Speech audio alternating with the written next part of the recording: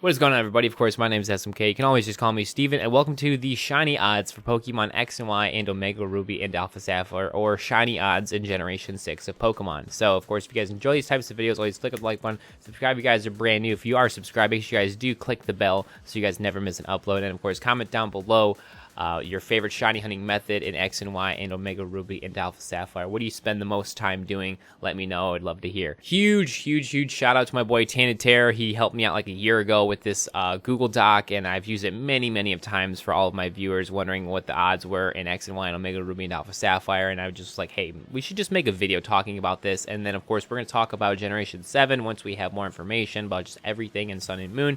But for now, we're gonna focus on X and Y and Omega Ruby and Alpha Sapphire. If you guys, of course, could just show some love for my boy TAINTEDTERROR, his Twitch, Twitter, YouTube, of course, I'll be all in the description. Definitely show that man some mad support. So for Pokemon X and Y in Generation 6, the shiny odds in general has changed up a lot because the odds originally was like 1 out of 8,192. Now the full odds in Generation 6, aka starting with X and Y, is now 1 out of 4,096.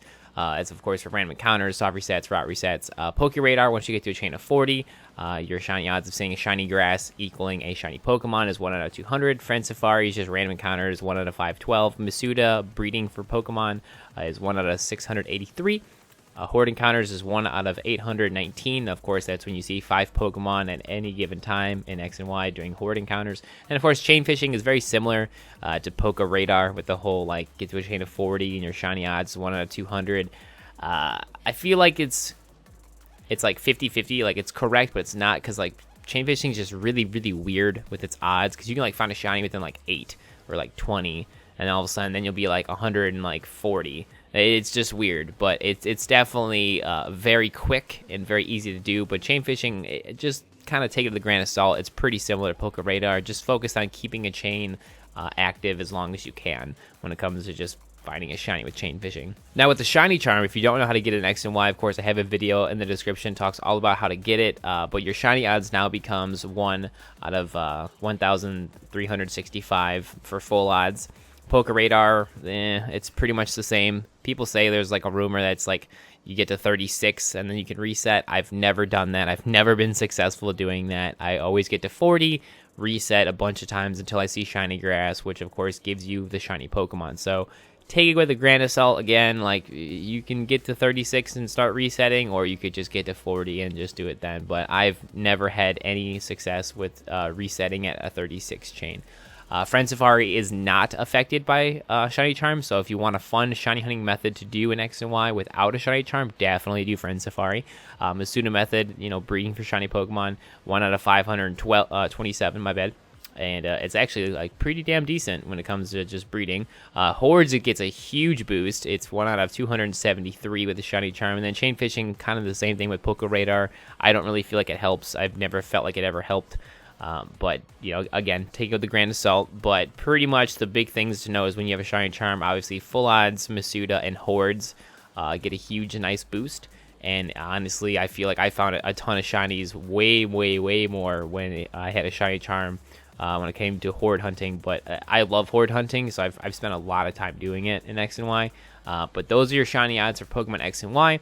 And let's switch on over to Omega Ruby and Alpha Sapphire. So for Pokemon Omega Ruby and Alpha Sapphire, it's really no different. The only difference is that there's Dexnav instead of PokeRadar. So without the charm, your full odds is the same, 1 out of 4,096. Dexnav is 1 out of 512, so it's kind of like Friend Safari, pretty much.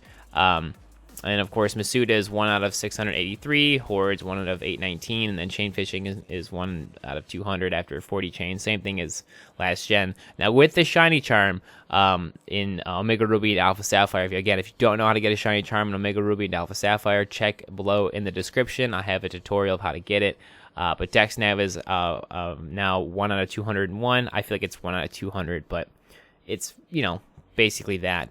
Full odds is the same with the shiny charm, 1 out of 1,365. Masuda, 1 out of 527. Hordes, 1 out of 273. And then chain fishing is the same. Get a chain of 40. It's 1 out of 200. But again, I've never felt like shiny charm ever helped with chain fishing. But the big thing to note with Dexnav, the shiny value is determined when you see like the shadowy blob that pops up in the grass.